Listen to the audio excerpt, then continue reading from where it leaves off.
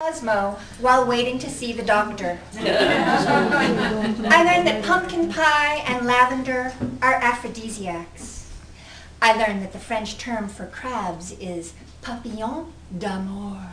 Butterflies of love. I learned that the average speed of ejaculation is 28 miles per hour. And I'm just about to learn the identity of the next awesome sex prop, which the magazine says is probably in my purse, when much to my chagrin, the nurse calls me in. This one actually does follow. This next poem does follow. Ultrasound.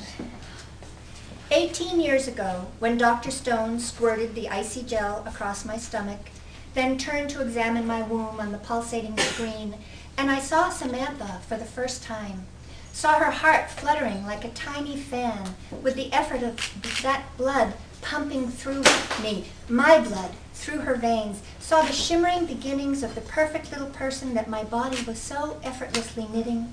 I couldn't have imagined how I'd feel on this day, 18 years later, when Dr. Stone would squirt that gel again, then turn to examine my ovaries on the pulsating screen and announce so casually, as if telling the weather, "You can stop using your diaphragm now."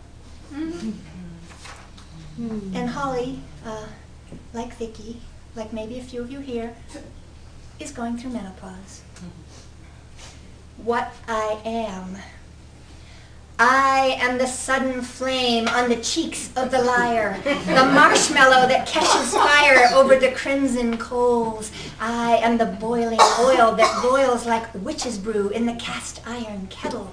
I am the roar from the oven door that melts the glasses right off your face. I am the Szechuan flambe, the one who swore she'd never say, "Is it hot in here?"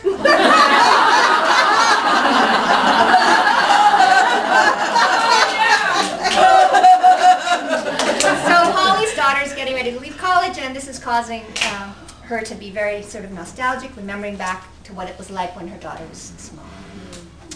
It was exhausting. I'd be sitting at my computer in the middle of writing a poem so ununderstandable that the New Yorker would surely beg to publish it.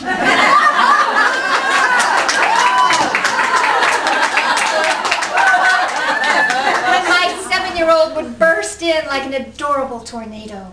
"Look at me, Mommy. See how good I can cross my eyes." I'd be watching it dawn on Cary Grant why Deborah Carr had stood him up.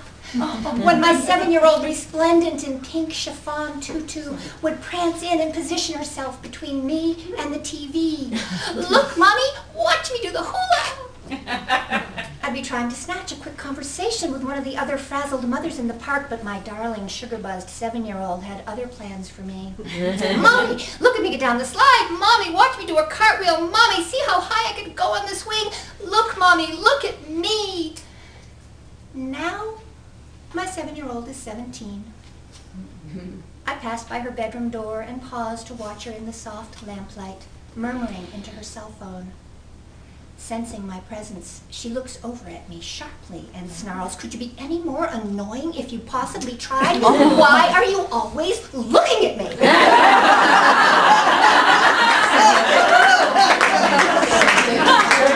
And Holly is very worried about what things will be like when her daughter leaves to go to college. She'll be living alone with her husband. It's like, what's this going to be like? So she's kind of having a little fantasy.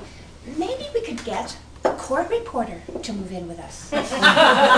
She'd record every single word Michael and I said to each other, her silver hair pulled up into a neat brioche on top of her head, rocking ever so slightly, her eyes closed in Ray Charlesian concentration, her quick fingers clicking quietly away on the keys of her stenotype machine, while the ticker tape transcript, that oozing ribbon of absolute truth, gathered in white loot paper mountains around her primly crossed ankles.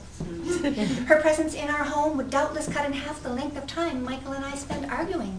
Whenever our fights escalated to the "you know I can't stand it when you say that" stage, Michael would protest, as usual. "I didn't say that." But there she'd be.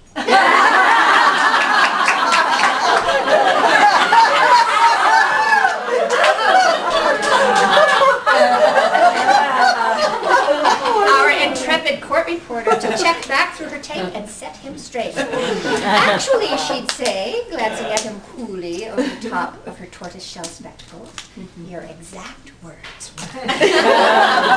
Don't you all wish you had? Except for Phil, he probably. Now, just because Holly is married, that doesn't mean she can't indulge in fantasy.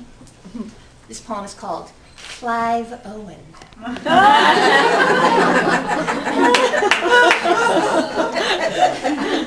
I imagine his eyes the color of night when the moon is full. Imagine them penetrating mine, requesting permission to ravish. Clive Owen, Clive Owen, Clive Owen, taking no breaths between the whispered words of my mantra, shivering as my two front teeth brush against my lower lip to form that V, and my mouth blooms out like petals wanting a kiss to form the O. Clive Owen, Clive Owen, Clive Owen. I once slept with a man just because his name was Tullio. Now this is a very short poem. I'm sure you understand there's a kind of poetry called concrete poetry, which is a visual image that is part of the body of the poem. And so I'm going to read you a very short poem now. It's called A Brief History of My Boobs. They came out. They stood up. They fell down. Not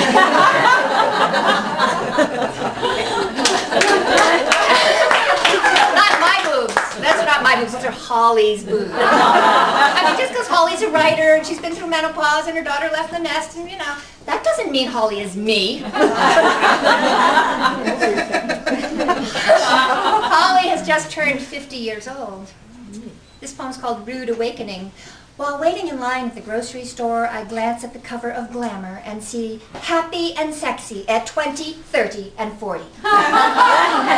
Wait just 100 of them now. A minute, I think to myself, what about us happy, sexy 50-year-olds? I gnash my teeth and flip the magazine over on the rack so that the cover's facing in. A second later, when it's my turn to pay, the buff young guy working the register does something as unexpected as a flying pig. He winks at me. Did you see that, Glamour? He winked at me. Who's happy and sexy now, huh? I press my money into the hunky cashier's hand with a seductive smile and a flirty flutter of my lashes. He gives me the once-over, then flashes me a sly grin and offers me something that no man's ever offered me before. The senior discount. Yes, somebody over her head. Yeah. To the 1-pound bag of Oreo cookies I just bought. It's so sad to think that just moments from now, you will be gone. And I'll be a cow.